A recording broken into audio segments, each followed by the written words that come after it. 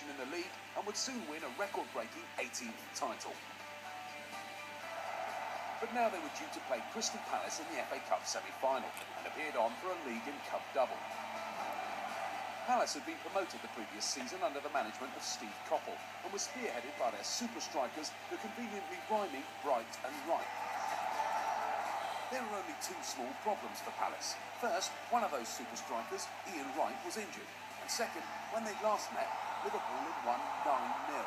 Beardsley, Peter Beardsley, oh, he deserved that!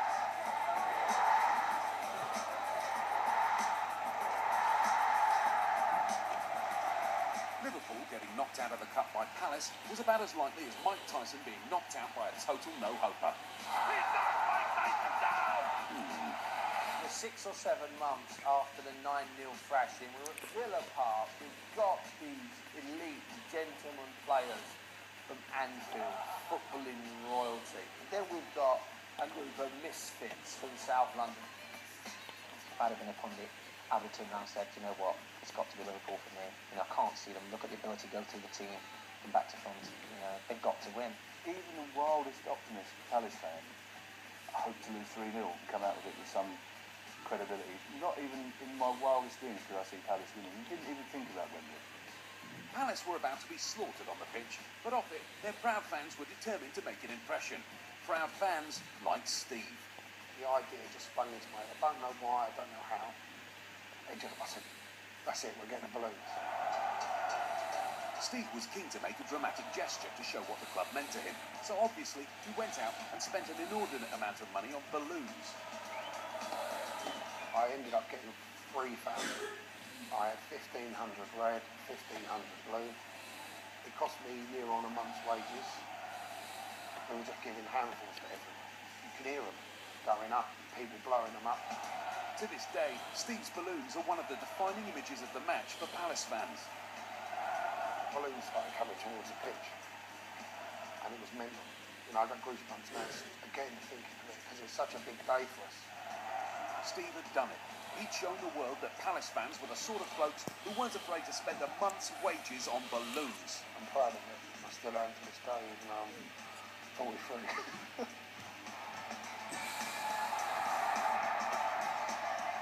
Nobody knows to what degree the balloons unsettled the mighty Liverpool, but by half-time they were only 1-0 ahead, courtesy of an Ian Rush goal. To come off the park at half-time, only 1-0 down was fantastic. You know, we'd won our match. Coppell just said, you know, listen, they're Liverpool. They've got to keep playing the same way. They won't sit back. They'll come at us, and when they do, we can counter and get them. So the plan was simple.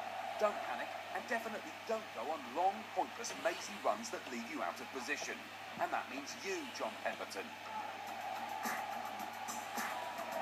I'm going down the stairs after half-time to start the second half, and Pemberton has gone on a run straight down the right wing, all the way down and crossed.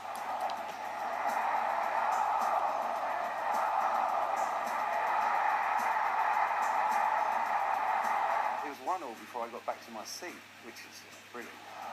Steve Coppell says afterwards that he saw Pemberton herring down the line, he was really cross with him, because the last thing he said was, don't go on one of your stupid runs.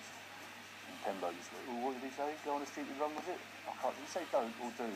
Oh well, I'm halfway through it now, I might as well carry on. And the release of that to scoring a goal was just brilliant.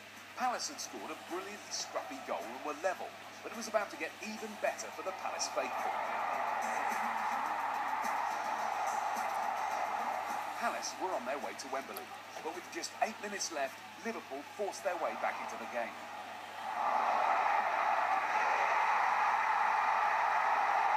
Liverpool were level, and just 2 minutes later it got even worse when John Pemberton clumsily brought down Steve Staunton inside the box.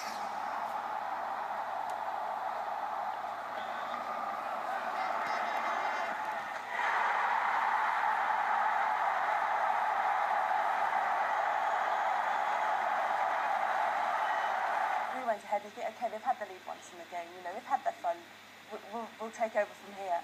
And it was just, you know, thought we've come so close, and here we are, look at that, we're going to go out now. it wasn't long to go, and I just remember preparing myself for what I was going to say to Pembo when we got inside that dressing room. Well, you could say, nice job, Pembo. You've let us all down and you've ruined our season. But surprisingly, Palace weren't done, and they piled forward.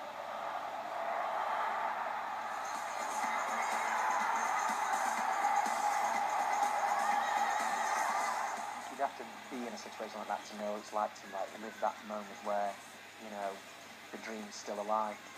After some stirring words from Steve Coppell, the melee continued.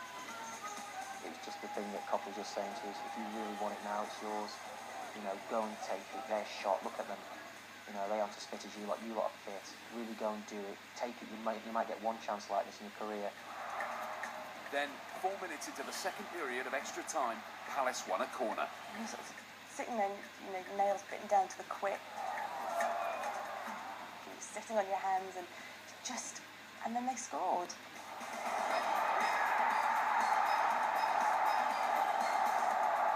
Alan Pardew, bang, put that in your pipe. And Pardew reacted as he headed it in and just couldn't believe it. By the time the fourth goal went in that one, you just barely had the energy to stand on your tiptoes. I bought Alan Pardew for £7,500, and I got down to the pitch, and he ran the length of the pitch, and just pointed at me and said, "Best £7,500 you ever spent," he said to me. Palace had scored 4 gloriously scruffy goals to see off the league champions and booked themselves a place in the FA Cup final. I can remember a split second, just that moment, the explosion of joy. And it's like all the years of supporting the club was worth it just for that moment. I got on the pitch for the final whistle. It was just mental. I can't describe it other than it was unbelievable. The sheer just emotion that was probably the best day of my career. As if that wasn't exciting enough, Palace went on to draw 3-3 with Manchester United in the final, and eventually lost the replay by a single goal that, legend has it, saved Alex Ferguson's job.